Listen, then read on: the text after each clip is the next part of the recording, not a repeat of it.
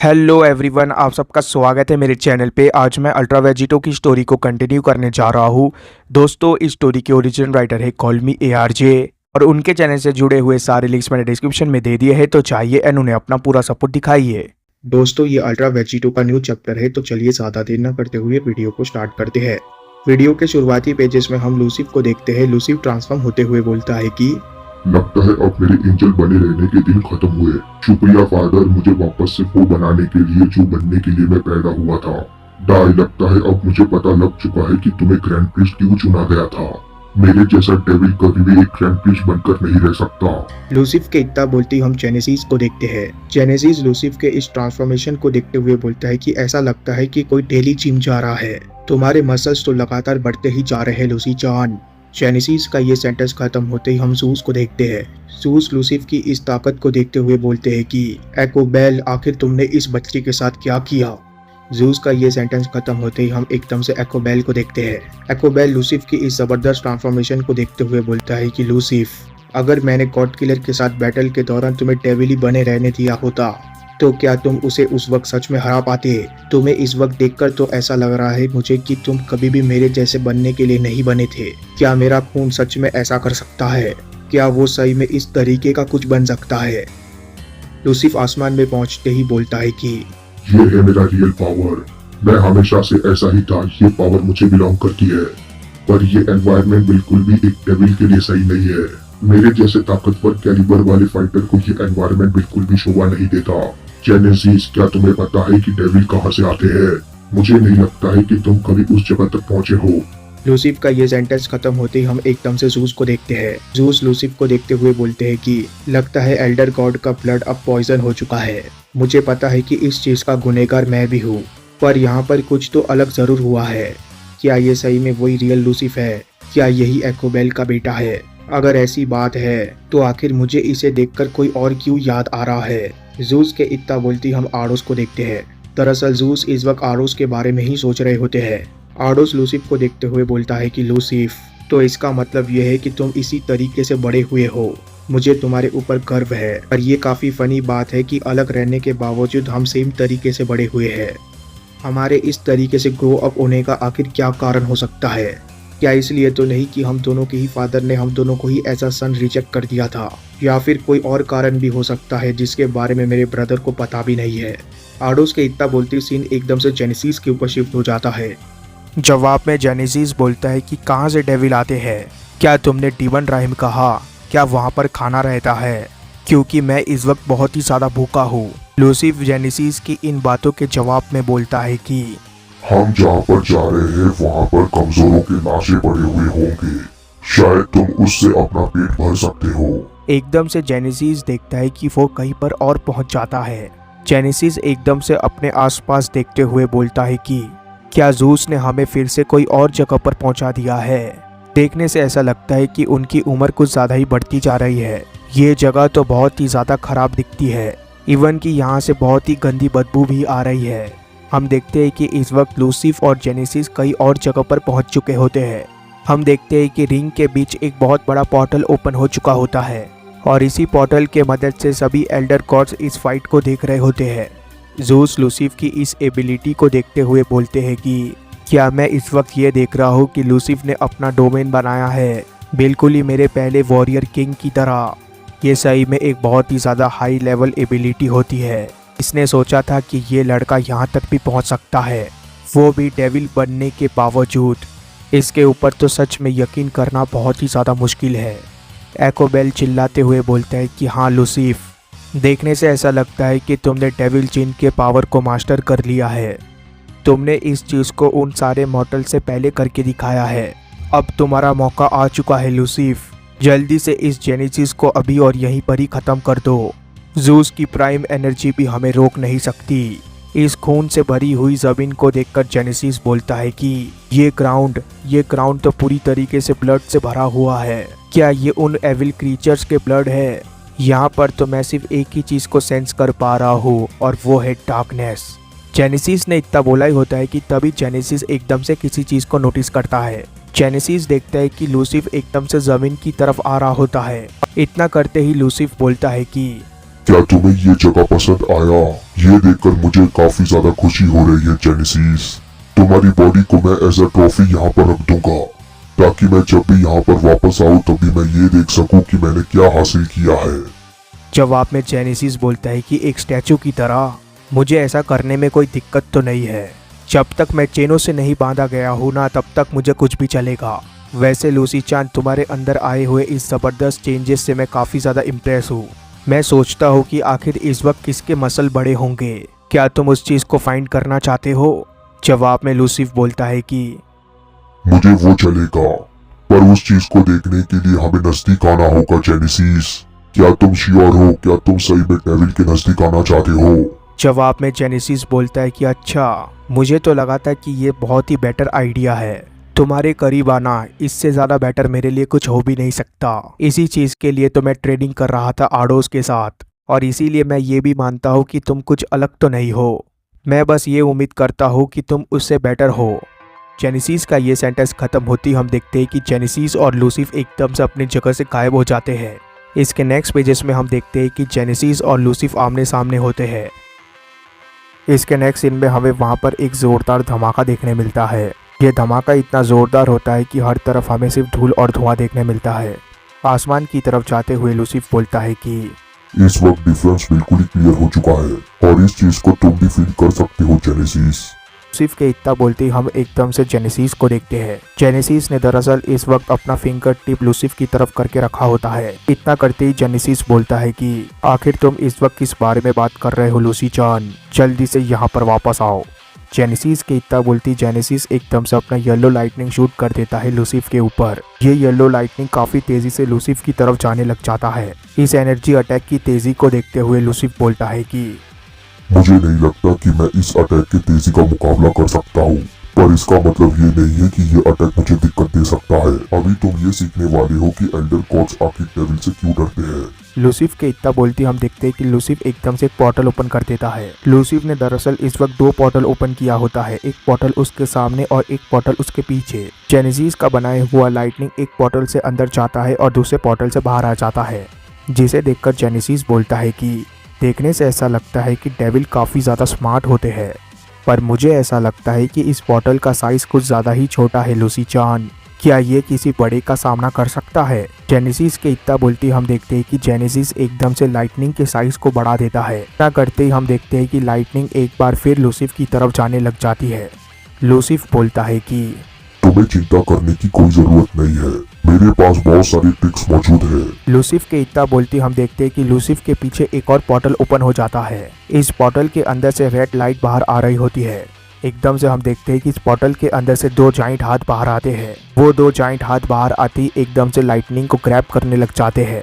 लूसिफ के इतने powerful attack का इस्तेमाल करने के बावजूद हम देखते हैं कि लूसिफ जेनेसिस के लाइटनिंग को अभी तक पूरी तरीके से रोक नहीं पाया होता, जिसका एहसास लूसिफ को भी हो जाता है। लूसिफ देखता है कि लाइटनिंग उसके काफी ज्यादा नजदीक पहुंच चुका होता है, पर इसके बावजूद लूसिफ हंसते हुए बोलता है कि लगता है ग्रैंडफादर ने तुम्हारे अंदर कुछ अमेजिंग ताकतें दी है। इस चीज को देखकर तो मुझे काफी ज्यादा जेलसी हो रही है जेनेसिस, पर मैं अब तुम्हें बहुत ही जल्द बताने जा रहा हूँ कि मुझे ग्रैंडफादर की ताकत की भी जरूरत नहीं है तुम्हें हराने के लिए।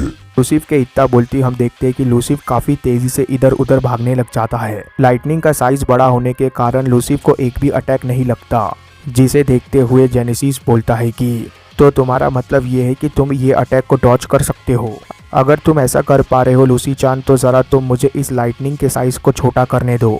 जेनेसिस के इतना बोलती हम देखते हैं कि जेनेसिस एकदम से लाइटनिंग के साइज़ को कम कर देता है, पर इसके बावजूद लूसिफ को ज़रा सा भी फर्क नहीं पड़ता। लूसिफ बोलता है कि मुझे लगता है कि तुमने डेविल के विंग्स को कुछ ज्यादा ही अंडर एस्टिमेट कर दिया है जेनेसिस।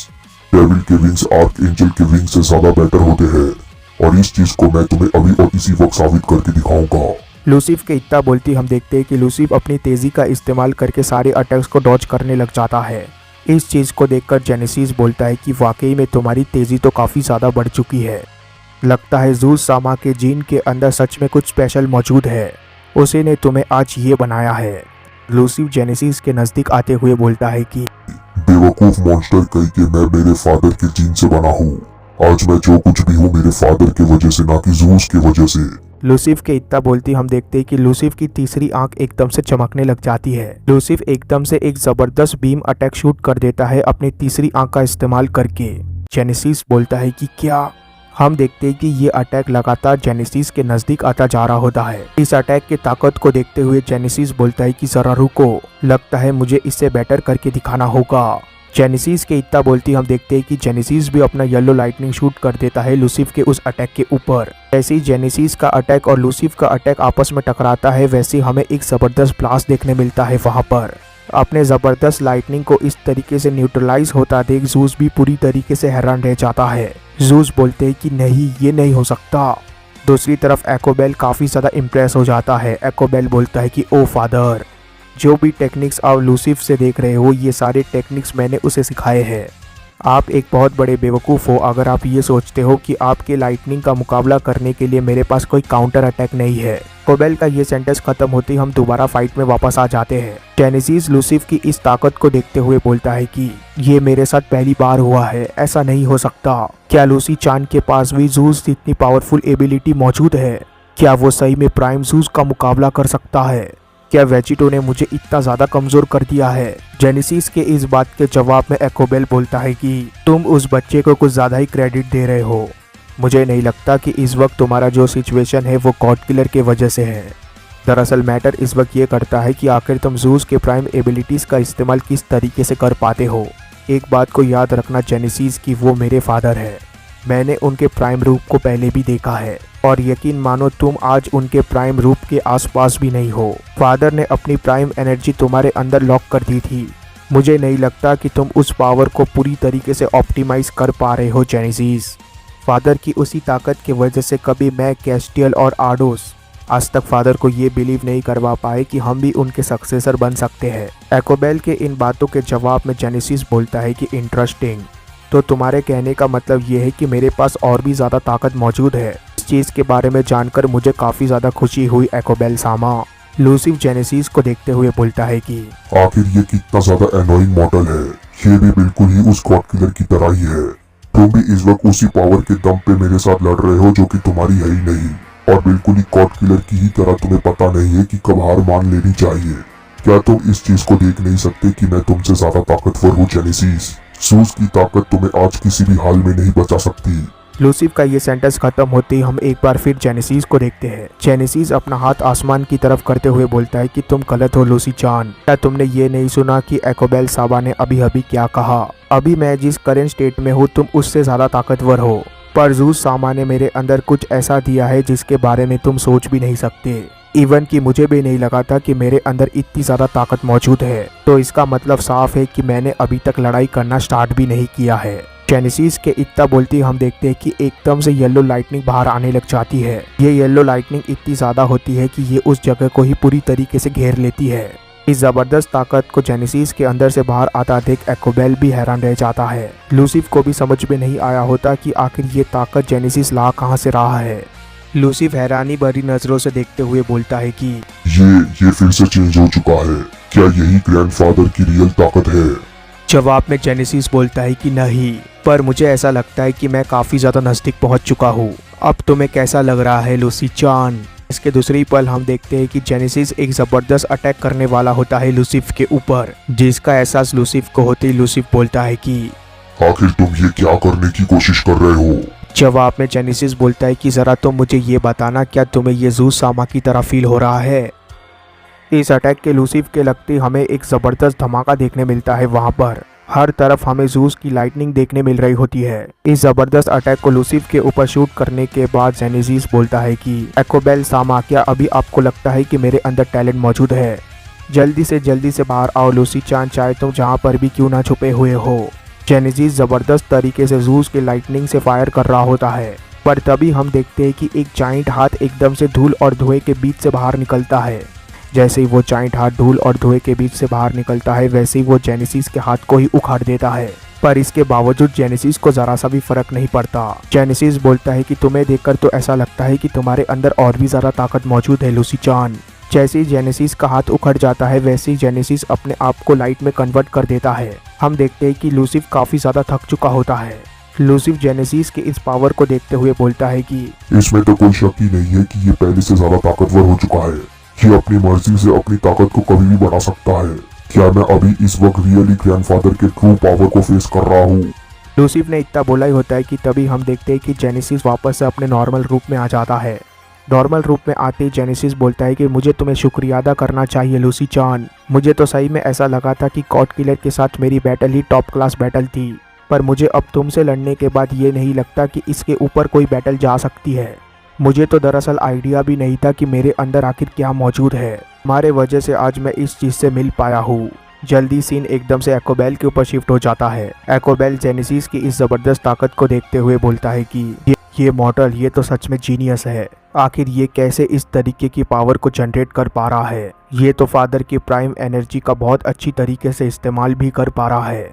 अगर वो इसी तरीके से ताकतवर बनता रहा तो शायद वो ज़ूस हंसते हुए बोलते हैं कि हाँ, मेरे क्रिएशन तुम्हारे और तुम्हारे ब्रदर के क्रिएशन की तरह बेकार नहीं है।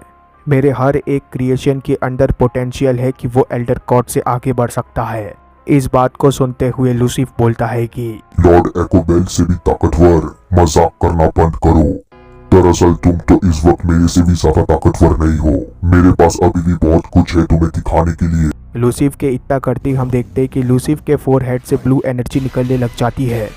ये ब्लू एनर्जी चारों तरफ फैलने लग जाती है, पर यहाँ पर दिक्कत वाली बात ये होती है कि ये एक भी अटैक जाकर जेनेसिस को नहीं लग रहे होते, जिसे देखकर जेनेसिस भी हैरान रह जाता है। जेनेसिस बोलता है कि लूसी चान, आखिर तुम ये क्या कर रहे हो? हम देखते हैं कि जेनेसिस के पीछे अपने तेजी का इस्तेमाल करके लूसिफ पहुंच चुका होता है। लूसिफ एक ज़बरदस्त पंच लैंड करता है जेनेसिस के ऊपर। ये पंच इतना ज़बरदस्त होता है कि जेनेसिस सीधा जाकर ज़मीन से टकराता है, पर लूसिफ सिर्फ इतने में ही नहीं रुकता। हम देखते हैं कि लूसिफ एक और बहुत बड़ा एनर्जी अटैक बनाने लग जाता है। लूसिफ इस अटैक को बनाते हुए बोलता है कि अब पीछे देखने की बारी आ चुकी है जेनेसिस। जल्दी हम देखते हैं कि लूसिफ इस जबरदस्त एनर्जी अटैक को शूट कर देता है जेनेसिस के ऊपर। इस एनर्जी बॉम्ब को अपनी तरफ आता देख जेनेसिस भी अपना पूरा दम लगाने लग जाता है। जेनेसिस बोलता है कि मेरे पास भागने के लिए वक्त नहीं है। मुझे लगता है कि इस वक्त मुझे अपने विंग्स का इस्तेमाल करना चाहिए। जेनेसिस के इतना बोलती जेनेसिस के पीछे से एकदम से विंग्स निकलने लग जाते हैं। ये विंग्स कुछ ही पल में काफ़ी ज़्यादा बढ़ जाते हैं। जल्दी हम देखते हैं कि जेनेसिस अपने पंखों के मदद से किसी तरीके से लूसिफ के इस जाइंट एनर्जी बॉम्ब को रोकने में कामयाब हो जाता है। जैसे ही जेनेसिस ने इतना किया होता है वैसे ही जेनेसिस देखता है कि उसके पास एक बार फिर लूसिफ आ चुका होता है, जिसे देखकर जेनेसिस बोलता है कि एक बार फिर से। लूसिफ ने इस वक्त एक जबरदस्त किक मारा होता है जेनेसिस के चेहरे के ऊपर। ये किक इतना जबरदस्त होता है कि जेनेसिस का चेहरा ही उड़ चुका होता है, पर जेनेसिस एक बार फिर अपने आप को लाइटनिंग में कन्वर्ट कर लेता है। जैसे ही जेनेसिस अपने आप को लाइटनिंग में कन्वर्ट कर देता है वैसे ही जेनेसिस एकदम से अपीयर होता है लूसिफ के पीछे, जिसका एहसास लूसिफ को भी हो जाता है। जेनेसिस गुस्से में लूसिफ को बोलता है कि लूसी चान, तुम मुझे मारने की कोशिश कर रहे थे। अगर तुम इसी तरीके से खेलना चाहते हो तो मैं भी तुम्हारे साथ बिल्कुल इसी तरीके से खेलूंगा। जेनेसिस के तरफ से इस धमकी को सुनते हुए लूसिफ बोलता है कि तुम तो इस वक्त इस तरीके से बात कर रहे हो जैसा कि मैं ये नहीं चाहता था। मैं भी चाहता हूँ कि तुम मुझे मारने के लिए ही लड़ाई करो। लूसिफ के इतना बोलती हम देखते हैं कि एक बार फिर लूसिफ और जेनेसिस एक दूसरे की तरफ काफी तेजी से बढ़ने लग जाते हैं। एकोबेल बोलता है कि आखिर तुम इस फॉर्म को और कितना ज्यादा पुश कर सकते हो। दूसरी तरफ ज़ूस बोलते हैं कि जेनेसिस, क्या तुम मेरे प्राइम फॉर्म को मास्टर कर पाओगे? हम देखते हैं कि हर तरफ सिर्फ हमें वहाँ पर धूल और धुआं देखने मिलता है। इसके नेक्स्ट सीन में हमें दोनों ही वॉरियर्स देखने मिलते हैं। हम देखते हैं कि जेनेसिस हाँफ रहा होता है। दूसरी तरफ हम लूसिफ को देखते हैं। लूसिफ का भी सेम सिचुएशन होता है। इतना होते ही हम देखते हैं कि लूसिफ और जेनेसिस एकदम से रिंग में वापस आ जाते हैं। ये कैसे हुआ होता है इसका आंसर हमें लूसिफ आगे देता है। लूसिफ आंसर देते हुए बोलता है कि अपने डोमेन को बनाए रखने में मुझे काफी ज्यादा एनर्जी का इस्तेमाल करना पड़ रहा है। इस पॉइंट पे आकर मैं इस तरीके की चीजें करके अपनी एनर्जी को वेस्ट नहीं कर सकता। मुझे अपना सब कुछ लगाना होगा, हर एक चीज जो मेरे अंदर मौजूद है। मैं इस फाइट को यहाँ पर गिव अप तो बिल्कुल भी नहीं करने वाला। मैं यहाँ पर या तो जेनेसिस को मारूंगा या तो खुद मरूंगा। और रही बात गॉड किलर की, अगर मेरी किस्मत अच्छी हुई तो मैं उसे किसी और लाइफ में मिलूंगा। जवाब में जेनेसिस बोलता है कि मैं भी बिल्कुल ऐसा ही फील करता हूँ। ये वाकई में एक ग्लोरियस बैटल था। अगर यही मेरा फाइनल बैटल है तो भी मुझे चलेगा। मैं इस बैटल में मरना पसंद करूंगा लूसी चान। चलो अपना सब कुछ लगा देते हैं इस बैटल में। जेनेसिस और लूसिफ की तरफ से इस तरीके की बातों को सुनते ही एको बेल पूरी तरीके से हैरान रह जाता है। सिर्फ इतना ही नहीं, जूस भी काफी ज्यादा डर जाते हैं। इसके नेक्स्ट सीन में हम देखते हैं कि लूसिफ चिल्लाते हुए बोलता है कि जेनेसिस तुम अब मुझसे नहीं बच सकते। दूसरी तरफ हम जेनेसिस को देखते हैं। जेनेसिस भी पावर अप करते हुए बोलता है कि लूसी चान। जेनेसिस और लूसिफ के इतना बोलते ही हम देखते हैं कि दोनों ही एक बार फिर एक दूसरे की तरफ काफी तेजी से बढ़ने लग जाते हैं। दोनों के फिस्ट बस आपस में कोलाइड करने ही वाले होते हैं कि तभी हम देखते हैं कि वहां पर एक येलो और एक ब्लू इलेक्ट्रिक स्पार्क आ जाता है और इसके नेक्स्ट सीन में हमें पता चल जाता है कि आखिर वहां पर क्या हुआ होता है। अपने अपने वॉरियर्स को एल्डर गॉड्स ने रोक दिया होता है। इस फाइट की इंटेंसिटी इतनी ज़्यादा बढ़ जाती है कि एल्डर गॉड्स को भी इंटरफियर करना पड़ रहा होता है। एल्डर गॉड के इसी इंटरफियरेंस के साथ ये चैप्टर भी खत्म हो जाता है। इसके बाद क्या हुआ ये हम तब जानेंगे जब इसका चैप्टर आएगा। तब तक के लिए चैनल को सब्सक्राइब कर देना, वीडियो को लाइक कर देना। Goodbye, take care, thank you.